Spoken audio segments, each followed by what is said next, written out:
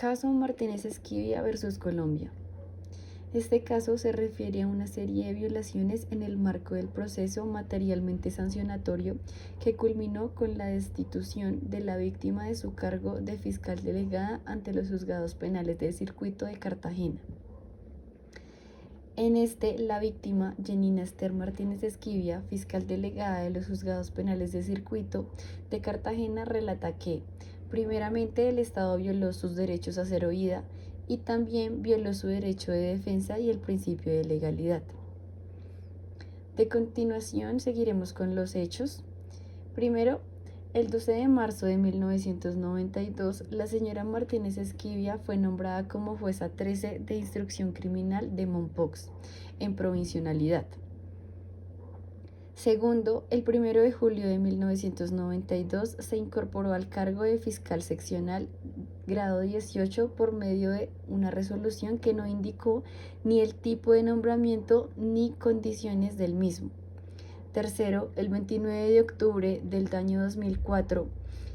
el fiscal general de la Nación emitió una resolución en donde se declaró insubsistente el nombramiento de la señora Martínez Esquivia. Si bien en ella no se consignó ninguna motivación, y la señora Martínez Esquivia estuvo por consiguiente más de 12 años nombrada en un régimen de provisionalidad.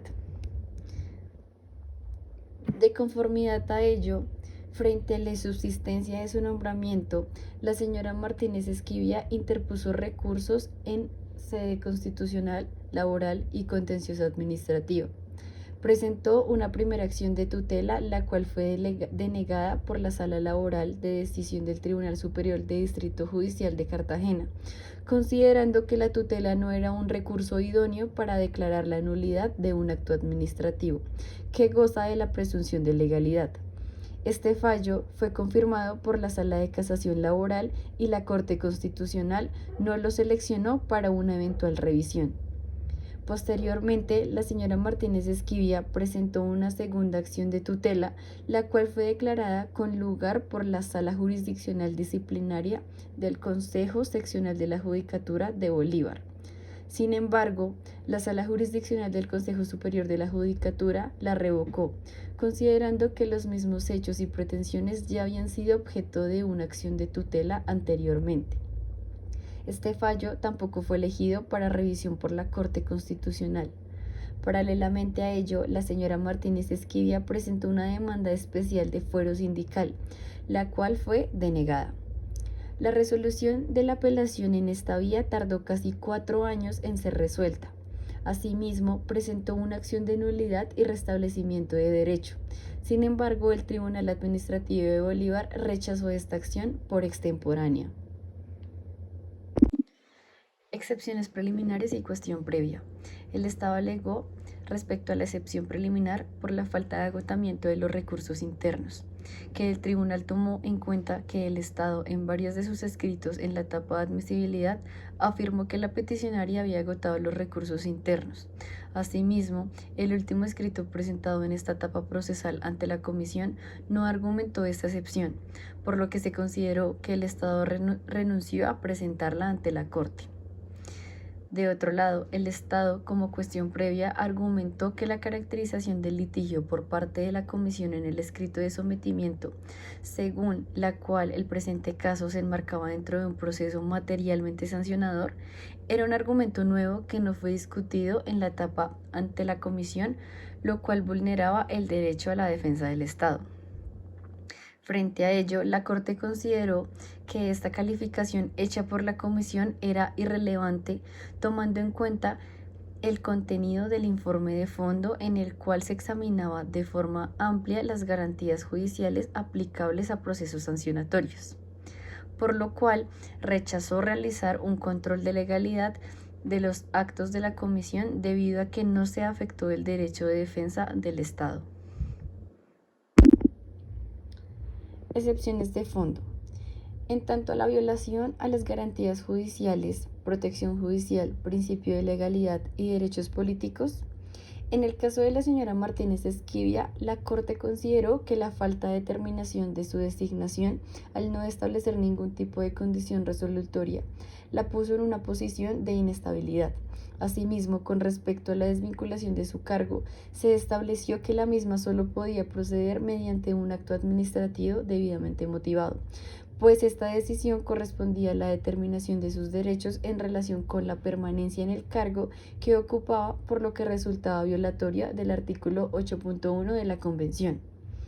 De conformidad al derecho a la protección judicial y a las garantías judiciales, la Corte consideró que la señora Martínez Esquivia no tuvo un pronunciamiento de fondo en la acción de nulidad y restablecimiento del derecho, debido a que la demanda fue presentada de manera extemporánea y de esta forma, sobre este extremo, determinó que no existió responsabilidad del Estado. Por otra parte, la Corte consideró que al momento de los hechos, esta acción de nulidad no era un recurso idóneo y adecuado para alegar la falta de motivación del acto de desvinculación, por lo que para obtener esta protección se podía acudir ante el juez constitucional. Sin embargo, la acción de tutela no resultó tampoco un recurso eficaz para proteger la garantía de estabilidad, por lo que la Corte concluyó que el Estado era responsable por la violación de los derechos a la protección judicial y a las garantías judiciales. La Corte también concluyó que el Estado violó la garantía al plazo razonable al tardar casi 4 años en resolver el recurso de apelación planteado por la señora Martínez Esquivia en sede laboral.